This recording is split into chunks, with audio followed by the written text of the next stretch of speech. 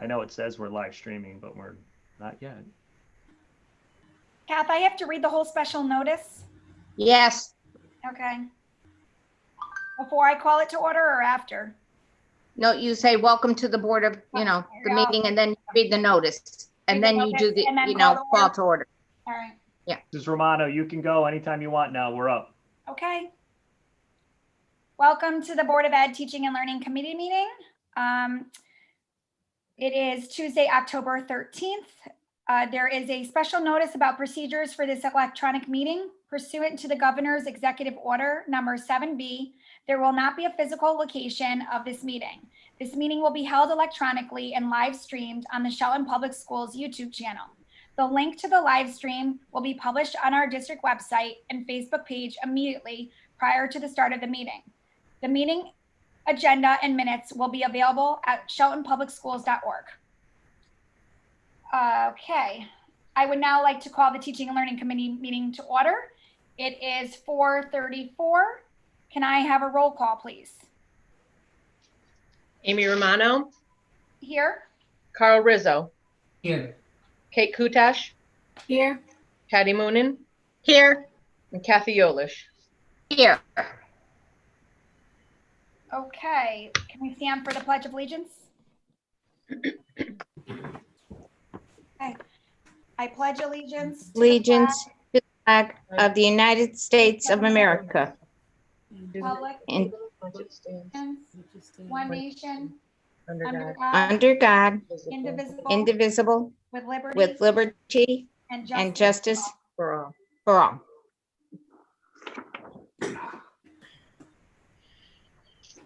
Okay, can I get a motion to approve the agenda? So moved, Madam Chair. Kate Kutash. I'll second Patty Moonen. Okay, can I get a motion to approve the, Wait, first vote. oh, Let's vote. sorry, Actually, you could do both. there was a second on the motion. Yep. Patty. All in favor? Aye. Aye. Okay, sorry. Can I get a motion to approve the September 16th, 2020 meeting minutes? So moved. Second, Kate Kutash. Okay, all in favor? Aye. Aye. Okay, nice and easy. So tonight we have a couple things on the agenda. The first thing on the agenda is distance learning plan. And we're gonna have a discussion about some synchronous learning. And we have some teachers in the district here joining us. And I'm going to let Ken Cernich take over the conversation and do some talking. Good evening, everyone. So as you know, we're in the throes of our distance learning plan. We've had a month under our belts. And what we've been doing during this month is really working on how we can improve and meet the needs of our children, particularly in the area of more synchronous learning. As we know, and this has always been the discussion that's been happening in the district, is our ability to reach the needs of our children through accessibility, whether that's the lack of devices or the infrastructure or whatever. We've been doing a lot of professional learning with our teachers. And I have to say, there's a lot of creativity out there with our staff. And what we'd like to do is highlight some of that creativity that's taking place, because despite the lack thereof of some tech supports or technology that's there, we still have great instruction, synchronous and asynchronous, going on in the Shelton Public School system. And today we have a teacher from each one of our levels to highlight some of the things that they are doing. And I have to speak firsthand that I've actually been in their classrooms, have seen what they're doing, asked them to be a part of today's meeting here. And I know this kind of, I guess, dates myself as being an 80s kid, but I feel like these are the MacGyvers of the teaching world. I mean, they're making things work out of string and mirrors, but it's absolutely amazing and really meeting the needs. But what I'd like to do is have each one of them speak briefly about who they are, what class, the age group they have, and what they're doing with their students to try to be a little bit more asynchronous in a less tech world. When they're done speaking, as I've been meeting with Mrs. Romano and Mrs. Yolish and Mr. Rizzo and others, speaking about what we can do in next steps, when they're all 4 teachers have basically spoken. We're going to talk about what would be the next steps after their presentation. I think the easiest is to go kind of in order. So I'd like to start with, Mrs. Sedlock, who is from Mohegan School representing K4. So Mrs. Sedlock, if you'd like to take over and share with us what's happening in your classroom. I certainly will. I have one quick question. If I do share screen, I'll be able to show some pictures. Is that correct? You can now. Okay. Just click the button. Yep. All right. So let me just start by saying I am Mrs. Selleck and I teach first grade at Mohegan School. I have 19 students in my classroom. 14 of them currently come to school. Today was our first day back. It was great. 5 of them are permanent distance learners at this time. So they started their distance learning and they continue to distance learn even now. So I have to say, I started teaching live very slowly. I would just kind of do like an introduction to get the kids to come in and see each other, and then slowly built upon that. So I'm now teaching reading live and I'm teaching math live, and tomorrow I'll begin teaching writing live. So I did take some pictures, so I'm going to put them up so that you can get a gist of what it looks like from the students in the classroom, what it looks like, what they can see, and what the kids at home are also seeing. So let me just bring this up.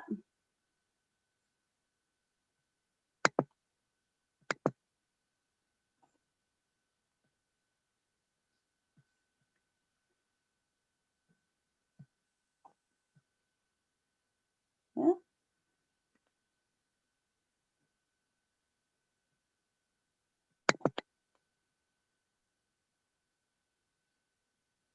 Okay. And everyone can see my screen, is that correct? Yes. Great. Okay, so it took a few reminders at the beginning to get everyone used to knowing that when they come and they join, it looks like it's still coming up. Here we go. When they join, they have to remember to come in with their microphones off, but we're in a really good place with that now. It took a lot of reminders to get them used to turning their microphone on and off, but we're in a good place with that now. So as I said, I'm teaching them in both math live and reading live. And this is a screen. So I have a camera that can shoot and scan not scan, but it can show the kids in the classroom. It can show me teaching. And then I also have a document camera. So while I'm teaching math, I can use the document camera, this is a picture of the document camera that the students in the class will see on the Promethean board. And then the students at home will see this. And so I can do an activity and the students at home can practice while the students at school are practicing the exact same thing. And then they can show me their notebooks from home and I can check to see if they're understanding it. And the students at home in the classroom can share their answers with me. So it's been really good working that way. Here's again, just another way of showing an example that we're doing in class so that the students at home can see, again with the document camera. And then this is hard to see, but sometimes if I'm showing myself, I can hold up a dry erase board for the students at home, for the students in the class to see. So just different ways of looking at the material. And then here's me. It's hard to tell, but I'm showing my fingers to the students in the classroom. And then I can turn and show the students. Again, I teach first grade, so we use our fingers to do some counting. I can show the students at home as well. And then everyone gets a thumbs up. So the best part about this is that they can interact with me and I can interact with them. And it's been a really great success because I feel like they're really now a part of the classroom. Here's students showing their work. So I can see it clearly. There's no problem with me being able to understand what they're doing. And they love doing this. Here's a student who then chimed in and she was able to respond. So the students in class could hear. Again, another student that responded. And then again, back to the document camera. I can use different manipulatives for them to see. They can watch me as I'm drawing. So it's not leaving everything to their imagination. They're actually seeing me do it just like they would if they were in the classroom. And the same thing for reading. I can do my mini lesson. So here's my tripod set up in the classroom. They can watch me do the mini lesson, Then I can have them practice the strategy with me. I can do it in different ways. You're going to see an example of me using like a poem, and then I can go into the book, and then I can send them off. So for example, at the end of math, the students in class will then do practice problems in math, and the students at home will then go into Google Classroom to do their math problems. But we're all doing the same thing, just different formats after we've learned the lesson. So here's in class, the students watching the lesson. You can see the screen, that they can see the kids at home paying attention. We go over the rules to make sure everyone knows eyes listening, eyes watching, ears listening. Everyone has a great view. Here I am using the document camera so that the students at home can see, as well as the students in the classroom. And then I can model what I'm doing and everyone has clear view. And then here's me using the book. So they have different opportunities to see what it is I'm doing so that they can do the same thing at home, or like I said, in the classroom. And when we're done with that lesson, then the students at home can read either on Raz Kids or on Epic Books, or if they have their own books, they've been going to the library, some of them, to get books. And the kids in class can then do their independent reading in the classroom with their reading bags. So it's really been working out fantastically. I have great feedback from parents because everyone feels like they're all a part of the community. So that's what's happening in first grade this week or last week. It's been going on. Is that your own tripod you funded yourself? Yes, that's my own tripod. Do you get all the 4 kids that are at home, the distance learners? Do you feel that they are, are they always engaging every day, or is it just, I'm just curious on like the schedule. So this week we were back, obviously all the kids were back. So it was only the 5 at home. Five. That's okay. That's okay. The past couple of weeks when I would have like a cohort A in class and cohort B at home, not everyone was able to log on. They would try. So then I was still either posting a video of me teaching that lesson, because I can record that lesson and then post it to Google Classroom and they can play that back. Or I was recording myself doing other lessons, similar lessons for them to watch at home. So not as many could join when the cohort A and cohort B was happening because different family circumstances, but because these distance learners have chosen to be home, they were all there. So there wasn't a problem with that. That's what I guess I wanted to make sure, like, are we capturing by doing this exactly, moving forward? That's also our, goal too, to capture those distance learning kids. So they're ready. They're willing to do it. Okay. Absolutely. They know what to come prepared with. They know ahead of time what they need. They're ready to go. Okay. Kathy wants to. Yes. Tracy, the document camera, does every teacher have one, or is that one you purchased yourself as well? That is one from the district that was given to the classrooms. I can't speak to it if every single teacher has one. Okay. All right. And the other thing is, I commend you. I think it's fascinating to see how you can do all that. I only can imagine how much time is the time. Can you tell me sincerely how many hours you put in? I mean, I think this has to be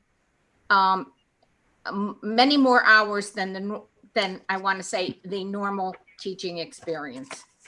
Well, I have to be completely honest. Doing the live teaching has saved me from recording lessons. I would record myself teaching a lesson so that my cohort A or my distance learners would see exactly what I'm doing in the classroom. And then I would teach that to my students in class. So I was recording days ahead of the lesson so I could post that on Google Classroom. And then I was teaching it to the students that would show up in the class. I'm saving that time now because everyone's able to join and they're seeing me do it the one time instead of me doing it 2 times. So I was using a lot of time to get prepared, but this has really made a big change in that. How many teachers in your building are live streaming simultaneously, or don't you know? That's a good question. I know that my other 2 grade partners in first grade have started to do some live teaching. I think we're all doing our reading at the same time. I can't speak to the other subject levels. I know that some second graders are doing it. Because I don't interact with the third and fourth grade teachers, I can't answer that for them. Not because I don't want to interact with them, it's our schedules. How has the system held up? Have there been glitches? The only thing that I have noticed a problem with is if I'm switching from my camera that films me to my document camera, or if I'm switching from what I'm doing to share my screen, it feels like there's a long lag time, but we've all been very patient. The students know that in the classroom and at home. So there is a lag time for it to switch the cameras, but it's kind of become a habit now, so we're used to it. But that's just the only problem that we've encountered. And it's not a big problem, but it exists. Trace, Yes. what technology, can you share with them what technology you're using? So what technology is yours that you brought from home and what technology is the district's? And then if you could answer, what do you feel you would need to make this successful for all teachers? Okay, so the camera that videos me, that's something I've had for a few years. So that is something that I purchased on my own. The document camera is from the district. I've had that as well for a long time. But I'm using a Chromebook from the district so that I can project my lessons. I'm using that from the district. The only thing, and I don't even know the answer to this, sometimes, well, not sometimes, when the students respond that are in the class, I'm not always sure if the kids at home can hear them based upon where they are positioned in the class and where the camera microphone is. I don't know if that's something that we could improve upon, or if we just have to work on raising our voices and we practice that so that everybody can hear. When the students are at home answering, the whole class can hear their answers because I control the microphone, the volume on the Chromebook. So that would be the only thing, is making sure that the students at home can hear what the students say, because right now I'm repeating for them, and then it kind of takes away the authenticity of it being the students' answers, because then I'm repeating it. So that would be the only thing I would like to see an improvement on, but I'm not quite sure how we would do that. Now, Tracy, though, you're using two cameras, but you could really do this with one camera. Well, here's the thing. So I'm using my document camera is set up so that it only films down. I would have to pick it up and twist it like this in order for other people to see it. My grade partner has the document camera that swivels, so she can turn it so that it can see her. Mine does not do that. So that's why I needed the other camera, so that it can see. So if I only use the one that was filming me, then I would have to always hold things up for them to see, which can be a little bit distracting if it's moving, as opposed to being on a solid table. So I guess it's the just right camera, as long as we have the right camera. To follow Right. through on what Tracy was saying, and I know we have 3 others to go to, Yes. so I just wrap up, but also to Mrs. Jolish's question about the docking cameras. The docking cameras are something that the district had purchased years ago. Not every teacher has them, but we have them in schools. They were initially purchased as part of science, so that you could do science experiments and then project them through an LCD projector on a board. So if you're working at something on the ground level, like an experiment of some sorts, all the students can see them through a projection on a board, as opposed to gathering around in a small area. But to Mrs. Arano, to your point, most docking stations or the docking cameras like that are meant to just go down. So they're built with a stand that faces it down. Anyone who props it up it's not really meant by design. It could fall, it can topple over. But they were purchased by the district, and there's only so many per building. We don't have them for all teachers. All right, well, obviously, yeah, so we'll move to the next person unless anybody has more questions for Tracy. And obviously, I think we're just going to keep asking similar ones for everyone too, but we'll just keep going. And I just want to say, even in a non-COVID world, every teacher should have a document camera. Yeah, that's a good idea, Kate. Thank you, Tracy. That's really. You're welcome. Thank you. Thank you, Tracy. I mean, it's great. I can't believe you're doing this with the little kids. I didn't know if it was going to be possible, but it's really exciting that it obviously is. It is. Thank you. So moving right along, we're going to go to Mrs. Sullivan, who is our representative from Perry Hill School for 5-6. and I'll turn it over to Megan to speak about what she's doing in her classroom.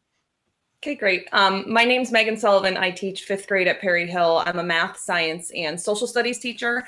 And hearing Tracy kind of discuss what her thoughts were when she started teaching and the things she had to do when she started going live, I had very similar experiences. I'll admit I was very hesitant at first. You're putting yourself out there, and there's a certain vulnerability that comes with being live.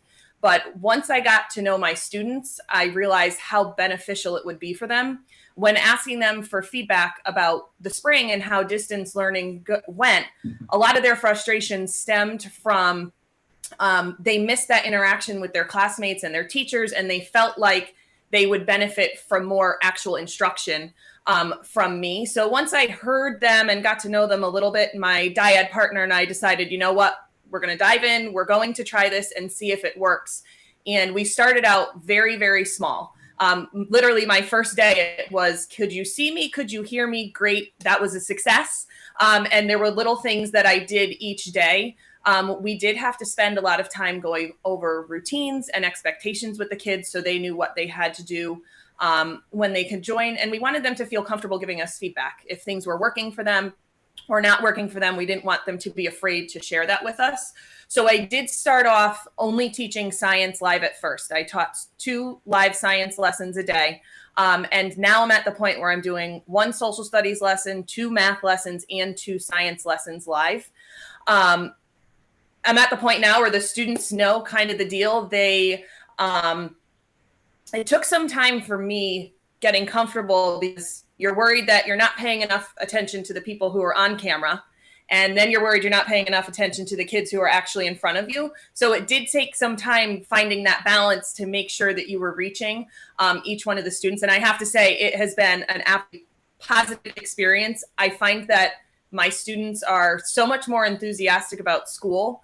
And one of the big things we've been talking about is making sure the children feel a part of the classroom community. And I can confidently say that each one of them do. I even had a morning meeting one day, and just to recap the week after the first week of live teaching, and the students, I said to them, who feels like they've made a connection with somebody here? And even my distance learners were able to raise their hand. So even though they have not physically met any of the students in class, they feel like they're a part of the community, and they feel like they've gotten to know other students well enough. They love that when they're at home, I have them participate in my live lesson. So I may pose a question and I'll say, does anybody here want to answer it? Or I might say, does anybody at home want to answer the question? And when I first started, I had them turn their cameras off, mute themselves so they wouldn't distract each other. But what I found was it was actually more beneficial for me for them to have their cameras on, because what I have is my Promethean board in the front of the room, and I have my computer screen turned so I could see the Google Meet on my computer screen, and I'm presenting my screen on the board at the same time. So I feel like I can see the kids who are in front of me, and I can see the kids who are home. And the kids who are at home have said they feel like they're getting a lot more help than they thought they would with learning from home. And I've been able to find that balance between helping the students who are with me and helping the students who are home. And I have found that I actually have more time for planning after school. So my teaching partner and I set the expectation with the students. We said, you know, this is different than the spring. We want you to follow a schedule. They know what time our live meets are every single day. And so they have that schedule. So what I'm finding is I have almost 100% participation from the kids who are home, whether that's my full distance learners or my hybrid learners who are home that day. I can confidently say I have probably between 90 and 100% participation for each lesson. So the kids are attending the lessons, they're actively participating, and I feel like my teaching is better. So once my grade partner and I set that expectation, we noticed that we had more time after school to plan and maybe even collaborate with one another, because the students got the teaching from me and they got my lesson, so they needed less help after school. And there's some very interesting things that have been added with Google Meets that have made things much easier for me. Even in terms of having a little bit of extra security, there's a way that I can set it so the students actually ring a doorbell to get into the Meet. So I know when somebody wants to join the Meet and I have to approve them to join. There's also a new attendance feature from Google, which makes my life 100 times easier. I don't have to worry about taking attendance as the students join. Google added a feature so that I get an update after every lesson with what student joined, what time they joined, and how long they stayed for. And something else my dyad partner and I are going to be trying are the Google Meet breakout groups. So we have a social studies project going on right now, and the students are assigned in groups, and I can actually facilitate so they break out into their own Google Meet groups that I can still monitor and talk with the students. I have students who will be working together who are in school with students who are learning from home. So really for me, it's been about that community feeling. And I feel like the students, even if they're not at school, feel just as much as a part of the class as the students who are there.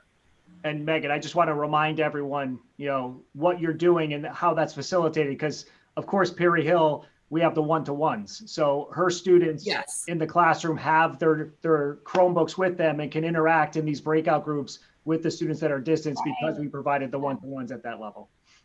Yes, if they did not have their own Chromebooks, it would not be possible. Yeah, but that's a really good idea. It's just bringing them together during that day. You know, you could break out that group and say, you're going to log on with those distance learner kids so they always feel a part of something. And that's what I tried to do when I just made groups for our social studies project. I tried to have one student who's from my cohort A with a cohort B and a distance learner.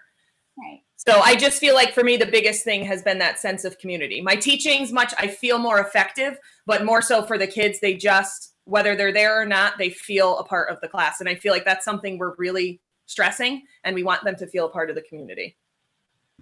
I have a question. Megan, can you tell me how many kids in your classroom that are, you know, well, actually.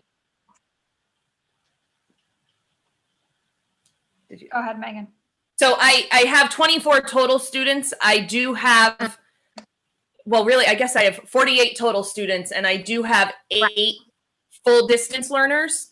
And on the other days, there's usually at least 10, 11 students at home on any given day. And most of the days I have probably 9, 10, 11 of those students on during my lesson. Okay. All right. If you could ask for, is there anything that you think would enhance your ability to? I mean, one of my only stumbling blocks, I would say, has been with the network. It's not always reliable. The students will tell me from home, they're at the point where they're comfortable telling me when something's lagging or freezing.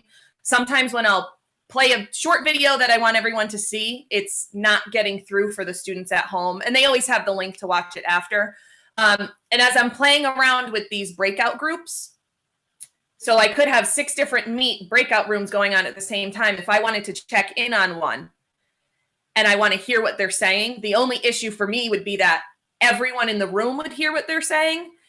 And I do know, and I've been doing some research, there is like a Bluetooth headset. And I know that there's somebody in my building who does use one so that I could be the only one who hears what's being discussed in those breakout rooms and everybody else in the room doesn't have to hear it.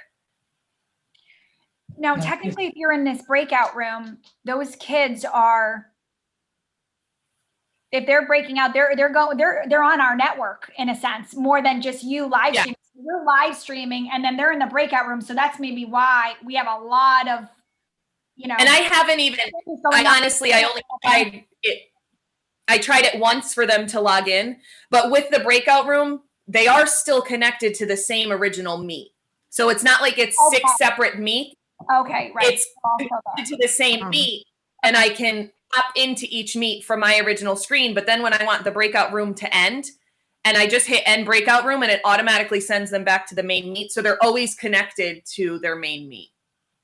Aim, I just have one comment for. Yeah.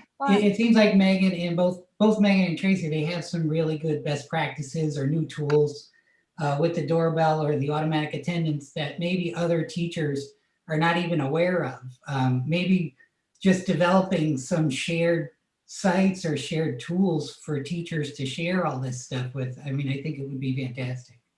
You know, and Carl, to your point, that's what we'll discuss after all 4 of them are done. Okay. What our plan is next step, but you're seeing where we're going. So yeah. Okay. And Megan, what are you using of your own that the district has not provided? I did get my own tripod to put a camera on. But I'm not using a document camera because what I'm finding is I set up my screen so that it's almost like my Promethean board's a separate screen, so I can present just that board, but still have access to my desktop there, if that makes sense. But are you using you're using a camera? I do have yes, I do have a camera. Right, so it's the district's camera, it's just your tripod. So you're using a camera that the district gave you. The camera was given to me, and I have a tripod. And then it's your tripod, and then you're using the Promethean board, and then you're using, okay. My desktop. The desktop too. Okay. Mhm. Okay. Okay. Next. Thank you, Megan. Megan. Okay, so next I want to introduce Mrs. Robin. She is a math teacher and curriculum leader at Shelton Intermediate School, and she'll be speaking to some of the best practices happening at the intermediate school. Hi, thank you. I just wanted to talk today about what's happening at the intermediate school. I am the math curriculum leader, and I'm going to present on what our team is doing. We are the curriculum leaders, so we thought we would dive in onto some of the practices that we could do based on the lack of technology that we had as instructional leaders to be able to see what we can do within our departments. So I do have a slide presentation. It's very short, but I did do some video snippets so you can see in real time what we could do. So I'm going to go ahead and try and present my screen.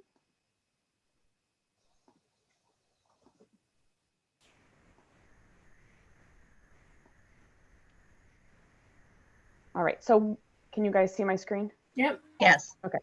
So what we had decided is that definitely for best practices within our content area, we need to provide the students with direct instruction. And that was something that I know was lacking in the spring, that the teachers weren't able to necessarily provide the direct instruction to the students who were at home. So we have been able to come up with a few different ways to do that. So I'm going to present 4 ways that our team has done it, and I've asked the teachers from my team to each give me a different way, so you can see 4 different ways that we have been able to reach our students who are in the classroom and the students who are at home, so they are getting the same lesson. So the first one is that we can use Screencastify, which was just purchased, using Screencastify with the Promethean board. So with Screencastify, a teacher would have to pre-record their lesson, but then they would do the lesson the same way that they would do it the next day with the students. So the students at home on the hybrid or the full distance learning were getting the same lesson as the students who were in class. So this is just a short, I think it's 20-second video of a social studies lesson that the teacher's using Screencastify to go over the map. And if I look at my key down here, by using the colors, I see that Great Britain,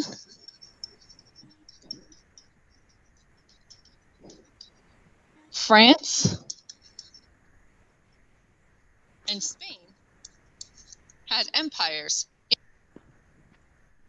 So that was an example of a pre-recorded lesson that the teacher was able to put on their Google Classroom. So the students who were at home were getting the same lesson. Some of the downfalls to that is that you're lacking the interaction with the students. So the students who are at home are watching the teacher doing the same lesson, but they're not able to interact.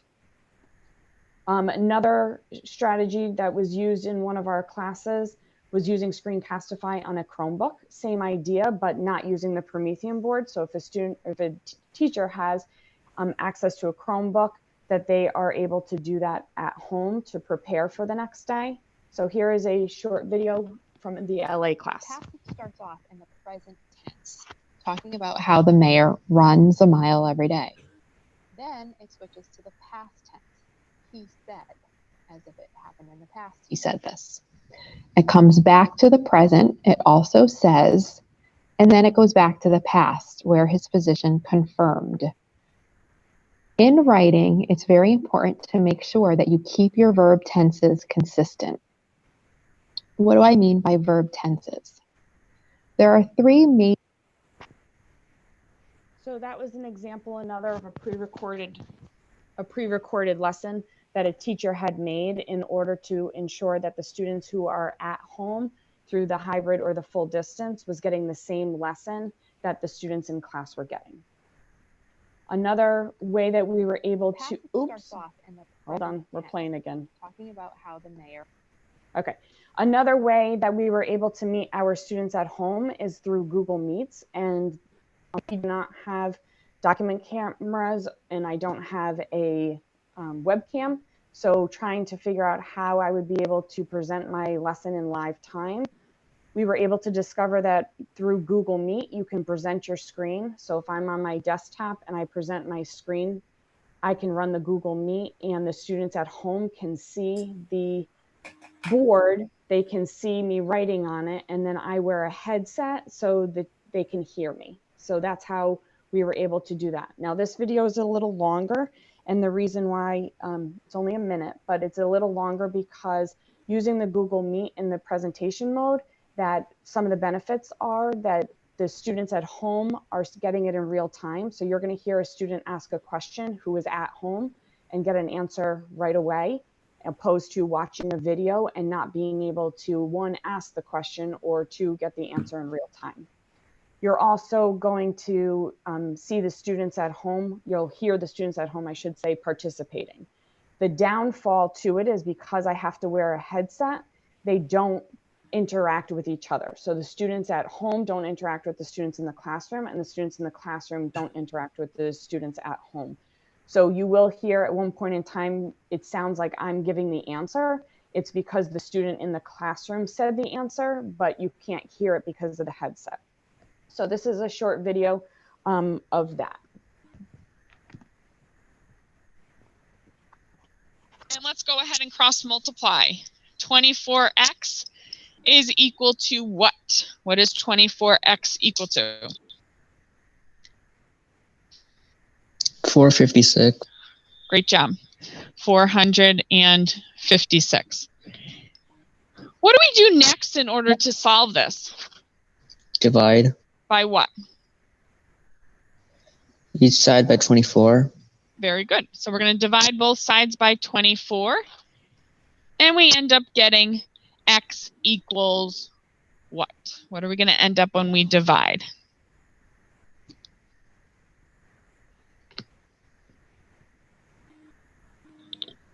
$19 is correct. Now notice that the yellow side of our figure, the units are feet. So this is 19 feet. Mrs. Robin? Yes. I have a question. Of course, I love questions. How did cross multiplying 24 and x get 456? So was it from the 8 and 57? You are correct. Look, you even answered your own question. So when we cross multiplied here, we ended up with the 24x. That's what came first. And then when we cross multiplied the 8 times the 57, that's where the 456 came from. So that was an example of sharing my screen from my desktop of a Google Meet. The names or the pictures that appear on the right-hand side are just the people talking. So there were more students who were part of the lesson that logged on from home, but only the students when they spoke were able to, you know, their picture popped on the right-hand side. I have not at this, you know, age group or yet, I have not had the students turn their cameras on. I still have them with the cameras off and with the microphones. I think we will get there. It has taken some time in order to get the students to be comfortable with asking questions or with interacting in real time, but it has been very successful in order for them to get the lesson at the same time and for them to get on a schedule. So now all of the teachers in my team are live streaming their class. So similar to what you just saw with a math class, they are all doing the same thing using Google Meets for the LA, the science, the social studies, and then the math. So the students are able to log in and be on a schedule at that time. Now there's one more. And let's go ahead and cross multiply. Again. Okay. There's one more, the science department. There was a web camera that was purchased for our science department. I think similar to what Mr. Saranich had said, it was purchased previously for when they were doing science demonstrations. So the science department has shared that web camera, and they have been able to record. They've been able to record some demonstrations since the students can't do the labs or they can't demonstrate everybody. So they've been able to pre-record a video of how to do it so the students can see that. So this is just another example.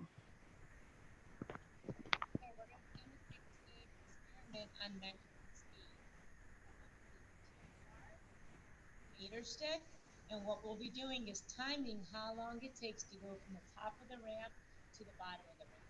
Are we ready? We're ready. Okay. 1, 2, 3. Trial 1 was 2 seconds.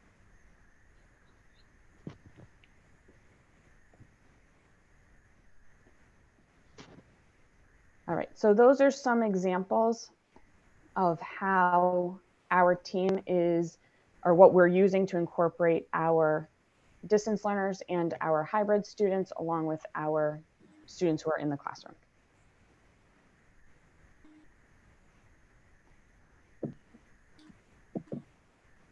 Having taught, I'm wondering how you monitor that you have the kids' attention if their cameras are off.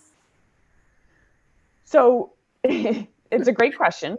And right now, at this point in time, because I'm presenting my screen in order for the students at home to be able to see what I'm doing, I don't have the capability right now to even see if they were paying attention anyway, because it's on my computer and I'm up at the board. Okay. Eileen, I just wanted you to know that was great. And I also wanted you to know that I got that math problem correct. I got Good, I'm glad. Oh, that's funny. Any other questions for Eileen? So again, you're using, I think you said it in the beginning, you guys are actually using a bunch of different things, though, still. We are, but right now, so we started slowly like everybody else, just trying to get our feet wet in the live teaching. Right now, we are on our team all live teaching using the Google Meet feature. Right. That's what we're using. I would love to have a web camera so then the students at home could interact with the students who are in school. Because right now, using the headset, I'm the only person who hears the students from home.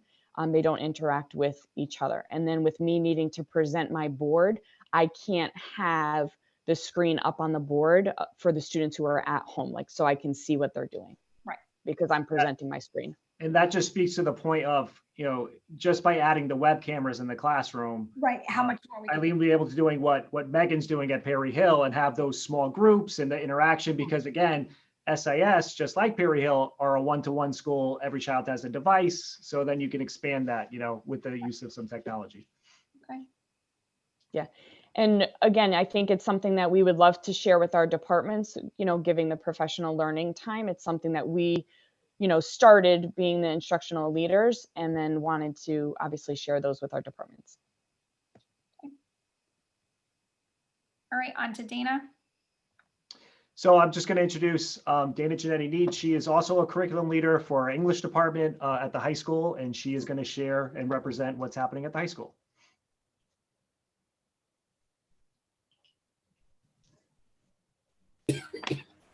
Her microphone and video is off.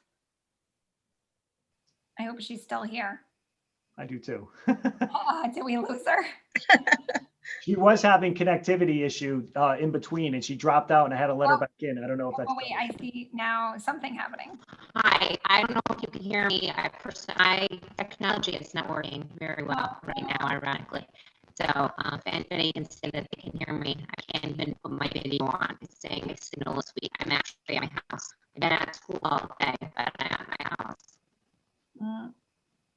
I can't really hear her. She's gargled every other syllable.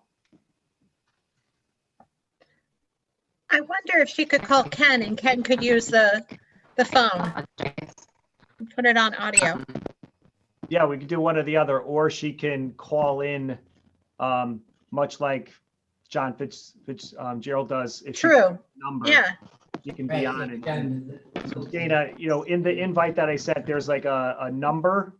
Okay, You can again, I can't tell if anybody can hear me, so I'm going to try to talk and walk with my computer to see if it'll. I don't think she could hear us. Get any better. Right now, I'm just wrote on the screen. I can just echo a lot of the things that people have said already. I started to use To mute her. Meet during I I muted. feel bad for her. She's Right now. talking and we're gonna mute her. If Kristen, I've been communicating to her via email. If you want to either try to call her or email her and ask her if she wants to call in, and then we can bring her back in. In the meantime, and I apologize for Dana because of the technology issues, but these are some of the things that we face. I'm just going to, until we can get Dana on somehow in audio, to Carl's point, where we're going with this, we wanted to share some of the best practices that are happening at each of the levels, but it's happening in a lot of classrooms with a lot of teachers. This is just an example of just small to kind of keep our meeting concise and just have that brief example from each one of the levels. Our intent through the Office of Teaching and Learning at this point, and we've already opened up conversations with all the principals, is to basically look at the teachers who you saw today and others in their buildings as pilot programs of examples of what we're doing with technology and what can be done to try to bring us into a closer synchronous world. We do know that we're going to be confronted with possible Wi-Fi issues and the server, but we really don't know what that's going to be like until we truly test it. So if we can test it in what we're talking about in a pilot type phase, by doing small groups of some of the examples that you're seeing here today. And then also one of the common themes that I think you heard from all of our teachers is this is brand new territory they're going, and it takes a brave step forward to do it. As Megan had said, day one was, can you hear me? Can you see me? And we want all of our teachers to take small steps forward in what we're calling a pilot world by using the teachers that you see here today and others as examples of what's happening in schools, having teachers within their schools going to visit them while they're doing that so they can see it and learn, growing our professional capacity as a professional instructional team. Also coming up within our calendar, especially for the 512, with the conferences that are happening at the elementary, we're going to have some half-day professional learnings coming up in the end of October, where we can expand this more, as well as in November, where we have election day. That's a full day professional learning for all of our teachers. And with that being said, we are going to try to take a step in supporting teachers and moving forward into how they can feel comfortable and learning the techniques that are being piloted in their schools. As we announced to the board earlier, we did secure the Lockheed Martin grant, which we're hoping to definitely bring in more cameras into our classrooms. But we just can't give a camera and drop it on a teacher's desk and say, have at it, go into the synchronous world.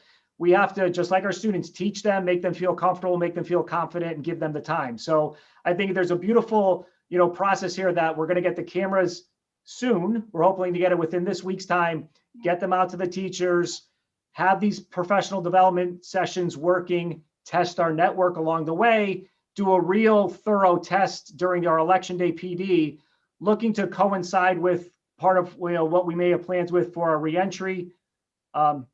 She's on speakerphone. That's what you're saying, Kristen? Okay, let me just finish my thoughts and we'll turn over to Dana. And then, looking at maybe possibly that week of November 9th, moving towards and realigning our distance learning plan to have more synchronous learning taking place in the classroom and seeing a lot of the examples of what you're seeing here with our students. So Kristen, you have to unmute yourself if you're going to bring Dana in. All right, Dane, go ahead. Okay, I apologize. I was at school until 4 o'clock and I should have just stayed there because my technology is not working at my house. But this is what happens sometimes. And this is what happened, I think, throughout the spring. It got glitchy, but you can't blame the school's network for that. I used Google Meets throughout the spring, did not do much. Didn't do anything fancy, but did them twice a week with my students. It was just a way to be able to connect with them and talk about literature and life and just maintain that connection with them. And I started the school year, first day of school, doing meets with all of my classes. I'm head of the English department, so I only teach 3 classes. So it made it a little easier, I think, to start the year that way. I use my son's laptop that we bought him when he graduated from Elizabeth Shelton School, because he uses his Perry Hill computer. So I'm able to use his laptop. And I also have my husband's camera that he's used for work on my desktop. So I use both of those depending on the day. Mondays when full distance, and today I use the one at my desk, and I can present information. We're doing Shakespeare's Othello, so we're acting out.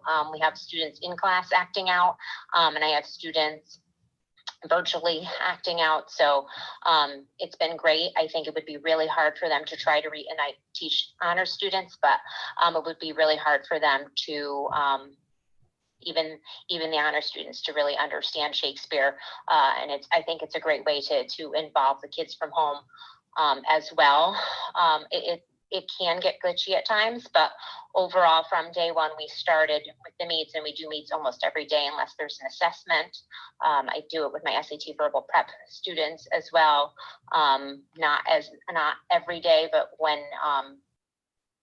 almost every day, and go over different strategies and things like that. And, I really think I can definitely agree with a lot of things that have already been said. It just, keeps it as a united class, and it's not like, 2 different classes, during the same period. And I think that it's easier for us to, if we're doing the Google Meets every day with our students, to not have so many individual meets to attend to, and have so much work to deal with. And that's definitely something that I brought up with my teachers, that, to try it. And I think that the problem is that technology isn't always, going to work in the classroom. And we also have, not everyone has a laptop now.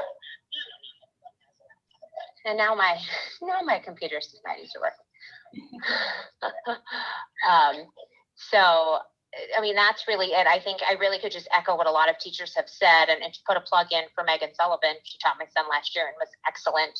And in terms of, and Sarah Wood, they did a great job with Google Meets and just with everything in general. So I think that just overall getting, as Ken said, getting the equipment would be great, and then getting the teachers more comfortable to use it. I think that it's just a win-win for students and for teachers. Dana, just reiterate one more time what exactly you're using that's yours and what's the district's. I am using most of the time, project my Promethean board with my the laptop that is my son's, that we purchased for him. And when it's full virtual, like today, I have a camera. Again, that's my husband's camera that he uses for work, for different things, on my desktop with the video, with the microphone and video, and I can present my screen that way. So that's what I'm using things that aren't the district's, because the laptop that I have that I got as a curriculum leader, probably about maybe 8 years ago, there's no way I would be able to. It would be very, very glitchy, because it's just very old. And, we don't have the cameras or the mics on the desktops. Mm-hmm. But I knew that that's the way I wanted to start it. I just felt like, day one, they're just very used to it. They sign on, they participate, they know, I make it, part of classwork. So it's just getting them involved from the very beginning. I felt comfortable doing that because I started it last year, but you have a lot of teachers who, haven't used it. So once they use it, they realize that it's better for them and it's better for the students. But, having the equipment, I think is key. Yep. And you also shared that the science department, there's a lot of other departments that are, trying to do this as well with what they have. Right. The science teachers definitely are, rigging up their own cameras and different things that, and bringing in different screens and things like that from home, and are trying different things out. And we're definitely all trying and working with each other to see what we can do. And, it works some days and sometimes it doesn't. But I think more and more teachers are realizing how valuable it is. And it's, sometimes the students are still not signing on, but I think overall you have a lot more kids engaged. And, especially at high school right now with us, being full distance for the 2 weeks, it's just a lot easier for me now. And my kids know that they're signing on anyway. So it's kind of not really breaking up, too much of the learning. They're used to doing virtual most, to be out 3 out of the 5 days anyway. How many distance learners do you have normally? I only have 3, but I will tell you there are senior teachers, especially at the high school, have, 23, 21. I know of a lot of the senior teachers have, at least the English teachers that I've spoken with, have a lot more. It seems like a lot more seniors are doing full distance. So that's a lot. Right. So we need to capture, we got to help them too.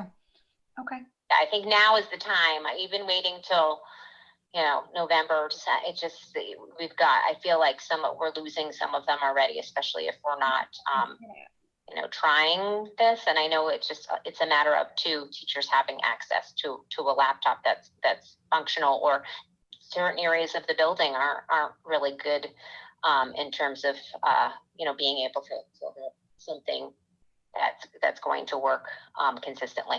But in the high school, if you have a camera, you could still use the camera with your current desktop if you didn't have a laptop, correct? Yes. Right. So as long as, right. So listen, there's some good news. We have the grant coming. We got the grant. We're getting cameras. They're on their way. I mean, they could arrive tomorrow. We have we have secured them. They're coming. We're going to distribute them so that everybody could try to get this moving along. And we have the 701 Chromebooks coming. I actually was just talking about it with Ken just a little while ago, again, just being like, when are they coming?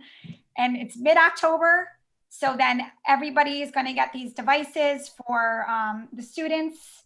So I think that, Ken and I have been talking about this, and I know everybody's been talking about it. And then we just had like this moment, whatever it was, like a week and a half ago, it was like, Ken, we have to do more.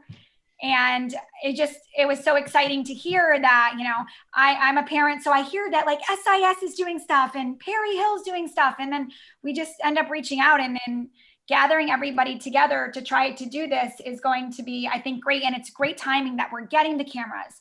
So I think that if everybody, I think that if we all merge together and do this, I think it's going to be a great pilot for the next couple of weeks. Kristen? I just want to, maybe you or Ken could clarify for the public, who is getting the cameras? Well, Ken, we're trying to get them to all the teachers. So we have to secure the PO. We have the funding from the grant. We have the cameras reserved. We just have to write up the PO and purchase those cameras. So when we determine when we have the number of cameras that we are able to obtain with the amount of money that we'll get the grant, at this point in time, it looks like we should be able to furnish cameras through 7 through 12 definitively, but there is a strong possibility that we can get cameras to the entire district. But that's going to be based on how many cameras we secured relative to the price that we have from the grant. Yeah, and if I could just say a few words on that as well. I know there's an intense effort, a simultaneous effort, both on assessment to see what we need, fulfillment, and support. And all 3 of these phases are going on at the same time from our IT department and all the administrators that you see, and all the efforts from the teachers at the same time. So we're definitely not where we want to be yet, but we're definitely headed in the right direction. I mean, you're going to see between the Chromebooks and the cameras, I think they're going to make a huge impact on what you guys are able to offer. So Mrs. Romano, I know there's other agenda items to attend to. I did promise these teachers that if they spoke for just 5 minutes, which it went far longer than their 5 minutes, but they're all good stuff and we're very proud of their work, that we would release them and they wouldn't have to stay for the entire meeting. I would have stayed for time, I promise. I want to thank all of them. Thank you all for doing a fantastic job, and keep up the good work. Yes, thank you. Great job, everyone. Thank you very much for doing such a great job.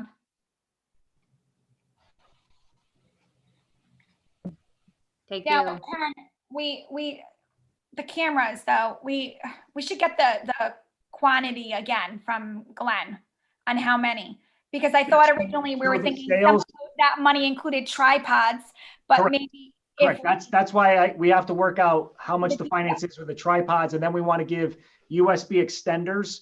So when we plug it into the desktop, it can move around the room. It's not just limited to the area around the. The sales rep that we purchased from may have gone away for the extended weekend. They were gone on Friday, but we were able to secure and put it on hold. Glenn is supposed to speak to them tomorrow, so we'll have a better idea about. Right, because if we really want all the teachers in the district to have cameras. No, that's the goal. So how many's left, right? Like we were talking about that last week. How many's left? Do we need to buy more, ourselves out of BoE? And well, and even because the cameras are more expensive and harder to obtain, they've put on reserve enough cameras to furnish the whole district. Right. So that's where we're looking to fund them. We may take the money and fund it for directly to the cameras. And then Mr. Belden talked about using some of the leftover grant money from the other relief grants to possibly get the tripods and the extenders. I agree with that. I don't know about the rest of the people. I say get the teachers, the cameras. That's most important. Secure them, get them to them, and then let us deal with the tripods. Those are easier things to get. But everybody else could, it only makes sense in my eyes. Okay. Amy, can I bring up something? It sounds like some of the teachers don't even have their own computers. Well, they all have their own computers, but I think what's happening is because they don't have cameras, so they're using their laptop as their camera. Okay. Every teacher has a desktop in their room. Has a desktop, so they could be put. Does not have a camera. I have one of those at work. Right. So once we give them the camera, that's going to alleviate them from using their own, like their own stuff has the camera on it. Got it. Their own devices will go away. Okay. And I commend them. Thank you for being creative and using their own devices. But once we get them that camera, that part will go away. Yeah. Okay. Right. Makes sense now. Yeah. Okay. So they're obviously going to move forward with this. We're going to be talking over the next couple of weeks on how it goes. And our hope is for the next teaching and learning meeting, right, that if we run this, as we talked about, a pilot to get data, we'll be able to speak back to what we did professionally, teachers and how their experiences were, and then also have some sincere conversations about the strain it may have put on the network. Because obviously we want to make sure we're setting something up for success. We don't want to say that we're going to go synchronous in some of our learning and then the system crashes on us. So by doing this in small increments, we're going to put some tests. And then with that being said, I know I'm speaking ahead of myself for tomorrow night's meeting. We're going to talk about the audit, but that's where the audit comes in play and really taking a dive and looking at our system itself. So. Okay, Kristen, with our curriculum update, she didn't get a chance to speak last time, but she does have some other things that she would like to talk about too, finally. So I just want to give an update on curriculum. We are in the process. I know I've shared this with you, but it's a little bit of a tedious process, so it's taking some time, but we are going through all of the district forms in all the folders and identifying in the curriculum all of the documents when they were last updated, so that we can once we get that done, my plan is to look at that along with Ken, Dr. Smith, teaching and learning, reading consultants, math specialists, curriculum leaders, so we can come up and say, okay, what are our priorities, and create that 3 to 5 year curriculum plan. Another thing that is happening, which is exciting, is that Mrs. Romano and I and Ken, we've had discussions regarding this. We are looking at, and actually the teachers and the reading people have really sought me out since I started, that they really feel the need that we need to really look at our reading curriculum at this time, which we just haven't had in the past, the funds in order to run curriculum committees for quite a few years. So our plan going forward is that we are going to be purchasing a unit of study from Lucy Calkins Teachers College, K through 8, and one for each level, and each reading consultant is going to pilot a unit or two this year within that grade level. And in addition, they're also going to, we use Eureka Math. Eureka has come out with a program that is comparable. It's called Wit and Wisdom in Reading, and reading people are also going to be piloting some of that curriculum this year, so we can come together and have a conversation about, what did people like, what didn't people like, what worked, what do we feel might work.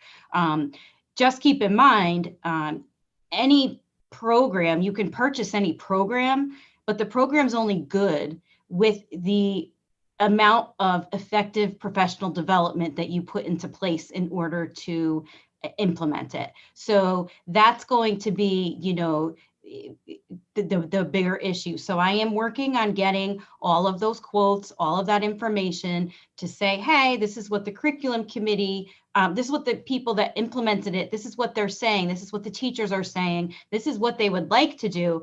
Here's plan A, here's plan B, this is how much it's going to cost to do it effectively. Where do we feel Shelton fits in that pattern? So that's, something that's happening now. The other thing, I did do handouts last time. I'm going to try to share. Kristen, Okay. while you're sharing the screen, Can I share, Ken? I locked out go ahead. You should be good now. The wits and wisdom, though, again, it was funny that I was saying that to the Yeah. other. So is that an alternative to Lucy Calkins? Yes. Right. So we're going to see which one we like better. Yes. Good. Exciting. Okay. Can you, oh no, I'm in the wrong. Can you see, are you in the software renewals? Yes. Okay. All right. Okay. So here we go. Okay. So we just handed this out last time. Yeah, but we lost the screen. You lost me. Now you can see me. There we go. Okay. So I handed this out last time. So one of the tasks that when I became in this position was, who's using what? In the district. So I reached out and I want to show you, this is what comes out of the Office of Teaching and Learning. In my office, this is where certain software and curriculums are paid for the district. So it shows you what exactly it is, the instructional support or assessment that we purchase, the renewals, and the description of what they're used for. So you see here, for example, defined STEM, that was a 3-year license. So that was already paid for. So you see a 0 line item there because we paid for that in year 1 and it expires in June 21. Now that's a conversation to be had. Is that something that we feel is working or is not working? And do we need to renew that and spend that money? And so on and so forth. So if you look, you can see all of the things that we purchase out of this office, IXL, Lexia, all these, different things that we use. Like Symphony Math, another one, expires in February 2021. We are not renewing it. We feel that it served the purpose when we needed it, but we're finding that with IXL Math, we're finding that teachers are liking that better, and they're feeling that they're getting the better results. We recently just added the Screencastify and G Suite for Education. Those were not something that my office budgeted for. However, as you know, we did not purchase the FOSS science kits that were allotted for $70,000 because in the land of hybrid and COVID, we really can't be teaching in the manner where everyone's sharing an actual science kit and, touching it and being, physical with it. So that is this. So it shows you our grand total is $274,744.43. Does anyone have any questions about that? So, and obviously, as we're going through, we're going to, like Kristen said, we're going to go through and say what's working, what's not working. And then maybe some of these things that aren't working exactly, we free up money to go put towards other things that we want to start using. Right. Okay. So start putting things into perspective for us. All right. How do I stop sharing? And again, this is just out of Office of Teaching and Learning. There's other ones that individual schools are using, and then they're coming out of their own school budget too. Kristen, in Yeah. science, what are elementary teachers doing? Are they just doing demos or? So yeah, they're trying to obviously meet the standards. I'm just trying to stop. No. They're utilizing things like National Geographic. They're utilizing things like Newsella, things like that. They're doing that. You know, you saw. I'm just trying to get my screen to stop sharing. You saw Tina Genova, or Xavier, she was just doing that science experiment with the car. They're trying to get as creative as they can. However, you know, it's not always easy, because you want to be able to meet the needs of the kids and provide that hands-on experience, but you're trying to do it virtually and interactively, so the kids are not physically near each other or touching the same experiment. You just might want to investigate. Last year I was using Mystery Science. Yeah. And a lot of the things on that are set up so the kids are each doing their own individual thing. And a lot of it's, the only issue might be for the distance learners that they don't have a printer, which I couldn't use it for distance learning last year for that reason, because most kids didn't have a printer. Right. But if you're printing, you know, a hard copy of something for the kids to cut out and do something with, the kids in school can do it. And if now that we've got the elementary kids back in school, it would just be those full distance learners. You know, I don't know how many of them in Shelton have printers, when I know we have problems with connectivity, but it's something that did lend itself to individual activity. That's great. Yeah. Can you see the next, did I share the next one with you? Yes. Programs purchased. Okay. So another thing that we were, I was tasked when I started this position was to find out, the schools get their own budgets as well. And sometimes they purchase things that maybe we don't budget for within this office. So I asked the administrators to, look into and just share with us exactly what exactly everyone orders. So you also had this handout last time. And it shares with you the schools, the programs, and what the purpose of the programs are. Now, the reason I wanted this information was not to say, no, you can't use that, more so to say, hey, wait a minute, I'm noticing every school in elementary is buying Pebble Go. Yeah. So maybe that's something that needs to fall within the teaching and learning budget. So you might get a better deal for a lump too.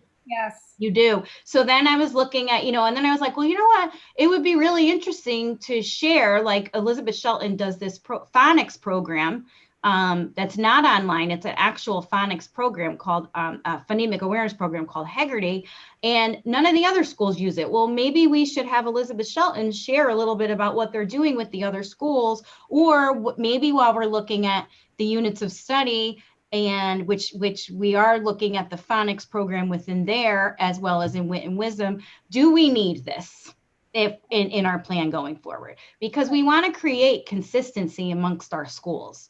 Because we have to remember, at the end of the day, while introducing children to all different things is good, but they all have to filter to Perry Hill School. So we need our kids coming from these 5 elementary schools to have the same assured experiences, because it only makes the job for Perry Hill that much more difficult to have to be like, well, the Mohegan kids came with this and the ESS kids came with this. And it's just like, wait a minute, we want to really make sure we get everyone on the same bus. So that's great. And then I just have one. Kristen, could you send that though? Because I still kept my stuff from the last time and I don't know why I don't have that one. I could have lost it by accident. That's fine. All right, now let me share with you. Or maybe I do. Maybe that's what this is. Just send it anyways. Okay. Now can you see screen 1? So can you see this one? It's a Google Doc, Google spreadsheet, by department, school, program, website. And then I just added course taught, fee or free, school or central funded, because the secondary, when I reached out to secondary, you could see the list is much bigger. So some of these things are definitely free. I just, by looking at some of them that they're using, like Khan Academy, for example, that's the CTE department. However, some of the things that they listed are things that like Infinite Campus, Google Classroom, like those are things obviously that we provide, but just to get a good view, I mean, you can see the amount of different great, some of these resources could be very wonderful, but it's important that we really just cross-reference and make sure, and some departments are still adding exactly, what is needed or what maybe shouldn't be used, I also think it's important for, again. yeah, and I by looking at, what's free, what is the school paying, what are we paying, that's where we have to come together as a district team and say, okay, what is our plan going forward? And I think that this needs to be tied within that 3 to 5 year plan as well. So I can email. Creative with the money too. Well, we need to advocate for money too. So, but by carefully looking at these things and doing a really good audit of it, there are things that we might be like, I had a couple teachers, quite a few teachers say to me, boss, it's okay. Not fully in love with it. We spend $70,000 on that, what we could do with that money, so I think we have to really look at how we're allocating our money, and, or if we have 3 math intervention programs that we're buying, do we really need 3? Should we just stick with 1 or 2? Those are the conversations to have. And I'm hoping by doing that, we're going to secure some monies that we could put towards moving forward. Kathy. Kristen, this is just from the days when I used FOSS, which tells you how long we've been using FOSS. It costs $70,000 for the program. Does that include the things that you have to supplement every year? With the school purchase order, I remember we had to order those mealy worms and all that other, all that. Mind you, the $70,000 that was allotted this year was only for grades K 1 and 2. Oh my goodness. And then added to that budget every year, I believe it goes into maybe the school budget. Yes. That you have to buy all the other little things that you used that year. So you have to replenish the supply. Yes. So there's additional monies used with that program as well. Yes. Okay. And I remember the big discussion when we initially implemented it too, was the lack of a textbook or hard copy materials for study purposes.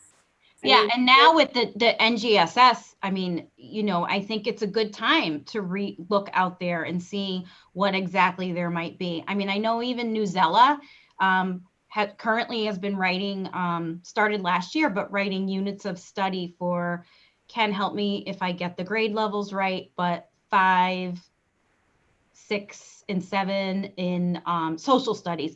And they've reached out to me and said, we could do this for you for science. And this is already something you purchased. So it's something to think about. I know that I think incorporating the literacy aspect into any subject area is so imperative, but I also think we can't lose sight of we need to have some problem-based piece of it too. We don't want to lose that with science because that is so important. We're just in a year right now where experimenting and doing these things, it's much trickier. But then that gives us the time to figure it out though too, because gives us that opportunity to look at it. Now, Kate, I noticed, Kate, really quick, the minute she said like, oh, I'm gonna do some piloting Lucy Calkins and Wits and Wisdom, you smiled. So coming just out of retirement, how do you feel about those 2 programs? I worked with Lucy Calkins the last 2 or 3 years for reading. 1 year I didn't teach reading at all, so it was really 2 years. And then 1 year of writing at the end. And I already figured I'd talk to Kristen offline. Because the one thing to be careful of is where the social studies curriculum aligns, because in 4th grade, we had a whole reading unit on research of the Revolutionary War, but the Revolutionary War was in our 5th grade social studies. We had to do this massive building background because kids didn't know what it was. So those are the things to look at, you know, and personally, I felt there was too much research in the 4th grade for the clientele I had. They just needed to learn to read. As to heck with doing that much research, you know, one research unit in 4th grade. Okay, good. The one on weather, they were really, really into, but the research unit on the Revolution was above their heads. Right. Yeah. Kristen, I'm just curious because this is a great exercise to do, obviously now and on an ongoing basis, because this list seems to be getting longer and longer, I'm sure, and more of an investment. But is there an equal effort to evaluate the new software that comes out on a regular basis, prototyping it and things like that? It must be a huge endeavor with all these new software that that might replace 2 or 3 other packages. Yes. Like that. Yeah. Yes. I mean, I'm working closely with Glenn so that he could make sure that he's vetting these programs and going through the proper protocol. Right. So place to start. It's a start. We're working with our curriculum leaders as well, because you know, to Kristen's point, a lot of these programs, they just seem they're purchased year to year because that's what we did, you know, and that's the program that supports it. So we really want to make a really big audit on what programs are we purchasing, what needs are they making for our students, and is there something out there that's better, less expensive, you know, aligned with the district, you know. And so, yeah, we're working not only on the technical end, but also on the academic curriculum side as well. Now, Kristen, just quickly, and then I'll be cognizant of time. I know my son is downstairs waiting to sing happy birthday. But and we're wrapping up anyways, but we're going to get the pilot, they're going to come quick enough, correct? Yeah. And no pressure. They're already ordered. But no pressure. But our goal is, okay, think about it. We have to do budgeting again in January, right? We start all over. So it's like, I mean, no pressure on these poor teachers that are going to try to do this during COVID, but hopefully we get some feedback, everyone, by January to say, how do we like these programs? And also this list, she could dive through this list over the next 2 months. And then we could try to, as a committee, advocate towards things that we need for moving forward for the next school year. But unfortunately, it's like 2.5 months, but we could do it. I get emails like the reading consultants are chopping at the bit. When are they there? Let me know when they're there. I already am looking at the Eureka. I already know which grade I'm going to try this unit with. I mean, they're so excited. So it's really great. I once they come, I know they're going to put them into use, and then we will have some data at that point, and possibly it might be good to bring them in and have a conversation, or a few of them maybe to teaching and learning to share, you know, some things if that's what you're interested in. And this is just as much as important as the technology things that we need and everything else. So we have to, well, let's see what happens over the next couple of months. And a big thing about bringing the whole Lucy Calkins in is their trainers. Yes. Really give you so much background, and you bring to them your problems. They come in. My school was the one they came in. I can't remember basically. I'm forgetting all the words now that I'm not even there. But they came in to train us, and we were going to meet with them for 2.5 hours once a month. And really running by the problems, but that's expensive, the trainer. It is expensive, but I have to say, in looking at Fairfield County, there are only 2 districts that do not use Lucy, and that is Bridgeport and Shelton. So other districts are figuring out a way to make it happen. And I'm not saying we don't have to, I'm not saying if we go with Lucy, if we go with Eureka, whatever we go with, back to my number one point, if you don't provide the training, you're just purchasing a program and throwing it at people. It's not going to be as effective. You have to provide the ongoing, the PD actually, the resource, the kits, the units are not that much money. It's more so the training that is the most imperative. So you're totally right, Kate. I went for a full week of summer training the summer before we started the reading. Yep. That couldn't have been cheap, because then they paid us by the hour in addition to the Lucy Calkins people. Kristen, is Eureka a workshop model? So yeah, so Eureka is, yes, Eureka, the units in Eureka can be, Reader's Workshop is a method or a delivery of instruction. It's whole, small, whole, as you know, right? Mini lesson, kids try it, then they go back, independent, then they come back, show what they've applied, set the stone for the next day. So it's what you put into your Reader's Workshop, what content we're putting in there. That's what we're looking for right now. And you can take the Eureka and do that as well. It is not an anthology. It is not recommending that everybody has to read, you know, the same text all the time. There are certain lessons though where they use a specific text. So it could very well go right into the workshop model that we currently do. Now, keep in mind, for writing, the teachers do have Lucy Calkins writing units of study. That is what they are currently using. Oh. So the reading would complement it very well. However, you know, the Eureka, you know, if it becomes, you know, that's what people like, or it's a money issue, and we have to go that direction, we can certainly figure out a way to see how we can try to align it, or if we can align it with our writing units of study.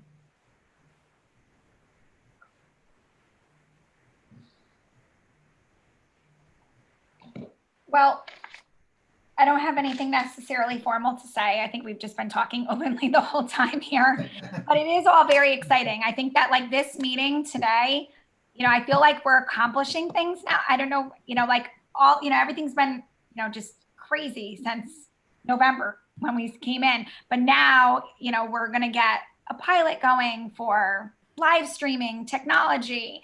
And then now we have Kristen going forward with, you know, some piloting for, you know, our curriculum that we are in need of. And I just feel like, yay, some things are going to happen. And it is very exciting. I do. I feel like very super excited. And I think that, you know, just positive things that hopefully happen, and hopefully it all ends up in the right, it all ends positive too. But we have to move forward. We can't just sit here and not try it because, oh, well, we don't have a lot of money, but we don't know until we try. Mm-hmm. And we have to see even which one's the right one anyways too for our teachers. So, but Kristen did find this money, by the way, in her budget. So she got creative. We have it. And I just wanted to say that too, for whoever's listening, to say, where did she get the money? Because I said, where are we getting the money? Well, she has it in her budget, in the teaching and learning budget. So it's not coming out of somewhere else. So that is obviously another good positive point. And again, the cameras are coming. We're working on that. The Chromebooks are coming. And I think there's going to be a lot of positive changes happening. And that's me. But now, oh wait, I sort of skipped over Beth because I just started talking. I'm sorry, Beth. Beth, would you like to say something? I would. Thank you. I would actually like to commend the advanced placement team at Shelton High School. We received the 2020 advanced placement report at Shelton High School. As we know, COVID changed things for them. So the exams were different. Our instructors had to work very hard, especially in the spring. So we commend all of them. The school administered 599 exams to 352 students in 25 subjects last year. And 74% of those students scored 3 or higher, which is a 3% increase from the previous year. So even though we were quarantined on COVID at home, full distance learning, and didn't have synchronous learning, our teachers figured it out really well, and we had a 3% increase. So we're very, very proud of our advanced placement teachers. 110 of our Shelton High School students were named AP Scholars, so we're proud of them. Out of that, we had 2 national advanced placement scholars, 38 advanced placement scholars with distinction, 20 advanced placement scholars with honor, and 52 advanced placement scholars. So congratulations to Mr. Martiri, our AP coordinator, to Mrs. Riddle and the high school advanced placement team. Really on a job well done. And then, as you know, our pre-K through grades 4 started today. We had all of our students back. Our teachers are extremely happy. Our administrators are happy to have them back in the buildings. We do thank our parents for your patience with traffic. I know a number of you have chosen to opt out of having your children on the bus. Starting today, we had double the number of parents dropping off. We're still working with traffic to revise some of our patterns. And then finally, as we continue to move forward with talks about technology and what's needed in the classroom, I think one of the things, especially in the last 72 hours of my life, that we have to worry about is that we need to ensure that teachers not only have technology in their classroom, but that teachers have technology they potentially could use at home. With the number of educators that we have had to quarantine since Friday, if they don't have technology that they can also use at home, they're not going to be able to provide synchronous learning. So as we do all of the planning for what we're purchasing for people, we need to make sure that it's not just things that we can use in the classroom. Yeah, but we could give them those we could certainly say when they all got the cameras that they could take those cameras home with them. I'm not talking, Amy, about just cameras. It's No, cameras, I'm just pointing out Chromebooks, one and thing, of course. if they don't have the devices that they need at home, Right, then they're not going to be able to synchronous learn. So synchronous teach, I should say. So we need to make sure that we're not just outfitting classrooms is my point. yes, I know that we do have on our list the laptops for the teachers as well. As Carl, it was like 400 and something, obviously, laptops on there too. Yeah, that is definitely a priority, Dr. Smith. Yeah, because we do know the security. Yeah. I guess we have to go one step at a time here. Cameras, Chromebooks, and laptops are definitely on the list as well. One last thing. Yesterday was Kathy's birthday. Happy birthday, Kathy. Thank you. If we were live birthday, today, Kathy. I would have bought the cake. Happy birthday. Thank you. Thank you. Okay. Well, anyone else want to say anything before we go? I just want to say a big thank you to all of the teachers that came to the meeting today to give us an insight. I think they did a wonderful job. I'm quite impressed, and but not really, because I know what our staff can do. So I'd like to thank them, as well as Ken and Kristen for the update. I'm glad Kristen can find money. If she's so good at it, I might bring her into my house to find some extra money for me too. But thank you very much to everybody. Great job. Great meeting, Amy. Thank you. Yes, I know. Great team, great meeting. I feel so positive. I'm going to go wish Luca a happy birthday now. And Happy birthday. we'll see you guys tomorrow. Yeah. All right. Yes, tell Luca happy birthday from All right.